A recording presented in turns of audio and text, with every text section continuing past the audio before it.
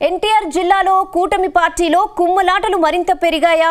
ఆ ఇద్దరు నేతల మధ్య ఆధిపత్య పోరు తారాస్థాయికి చేరుకుందా? మైలవరంలో అడుగు పెట్టొద్దని చంద్రబాబు వార్నింగ్ ఇచ్చినా ఆ లీడర్ వినిపించుకోవడం లేదా? ఇంతకీ ఎవరా లీడర్? ఏంటా నియోజకవర్గం?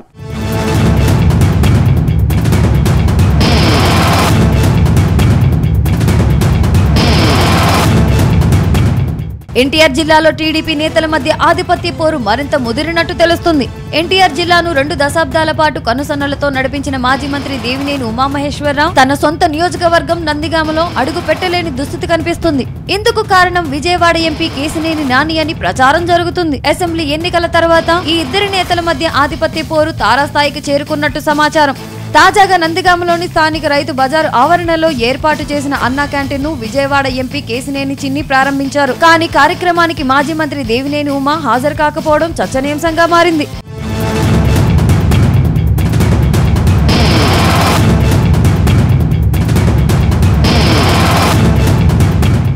గతంలో నందిగామ నియోజకవర్గానికి 2 సార్లు ఎమ్మెల్యేగా గెలిచిన దేవినేని ఉమా ఆ తర్వాత చంద్రబాబు కేబినెట్ లో మంత్రిగా పనిచేశారు. ఆ తర్వాత నందిగామ నియోజకవర్గం ఎస్సీకి రిజర్వ్ కావడంతో మైలవరంకు మారిపోయారు. అక్కడ ఓసారి ఎమ్మెల్యేగా గెలిచారు. కానీ నందిగామలో ఆయన చెప్పిందే శాసనగా ఎన్నాళ్లు పాలన సాగింది. కానీ ఇటీవల జరిగిన అసెంబ్లీ ఎన్నికల్లో మైలవరంలో దేవినేని ఉమాకు టికెట్ దక్కలేదు. అయితే ఇన్నాళ్లు నందిగామపై ఎంతో పట్టు సాధించిన దేవినేని ఉమా క్రమక్రమంగా పట్టు కోల్పోతున్నట్టు కనిపిస్తుంది. ఇందుకు కారణం కేశినేని చిన్ని అనే ప్రచారం జరుగుతుంది. ఈ ఇద్దరి నేతల మధ్య పంచాయతీ తారాస్థాయికి చేరుకున్నట్టు తెలిసింది. అందుకే నందిగామలో అన్నా క్యాంటీన్ ప్రారంభోత్సవానికి దేవినేని ఉమా డుమ్మా కొట్టినట్టు టాక్ వినిపిస్తుంది. కానీ ఒక రోజు తర్వాత నియోజకవర్గ టీడీపీ ముఖ్య నేతలకు కూడా సమాచారం లేకుండా మాజీ మంత్రి దేవినేని ఉమా అనూహ్యంగా మధ్యాహ్నం సమయంలో అన్నా క్యాంటీన్ ని సందర్శించారు. దాంతో నందిగామ టీడీపీ వర్గాల్లో గుసగుసలు మొదలయ్యాయి.